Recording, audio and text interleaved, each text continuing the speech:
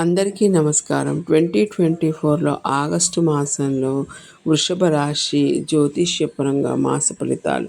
వృషభ రాశి అధిపతి శుక్రుడు చతుర్థంలో ఉన్నాడు.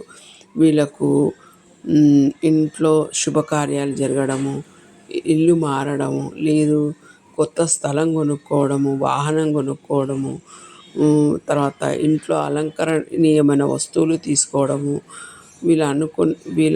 వీళ్ళకు అనుకున్న పనులు కావడము, మళ్ళీ అన్ని రకాలుగా బాగుంటుంది. ఎప్పుడైతే చతుర్థంలో శుక్రుడు ఉంటే వీళ్ళ ఇంట్లో అన్ని లగ్జరీస్ అనేది ఏర్పడతాయి, అన్ని ఖర్చులు అవుతాయి.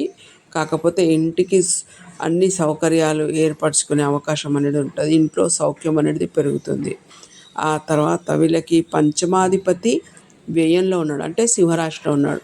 అక్కడి నుంచి వ్యయంలో ఉన్నాడు కాబట్టి వీళ్ళ సంతానం అనేది వీళ్ళకు దూరంగా వెళ్ళడము ఈ నెల ఆఖరిలో. లేదు అంటే వీళ్ళకు కొంచెం ఖర్చులు కూడా ఉంటాయి. వీళ్ళ సంతాన పరంగా కొన్ని ఖర్చులు కూడా ఉంటాయి. కుటుంబ పరంగా కూడా కొన్ని ఖర్చులు ఉండే అవకాశం ఉంటుంది.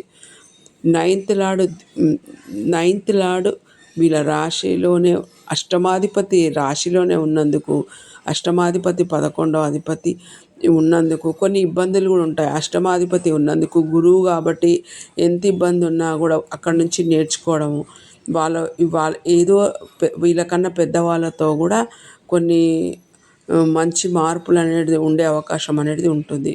తర్వాత శని వీళ్ళకు మంచి ప్లేస్లో ఉన్నందుకు వక్రంగా ఉన్నా కూడా వీళ్ళు అనుకున్న పనులు సకాలంలో చేయగలుగుతారు, మంచి మార్పే ఉంటుంది.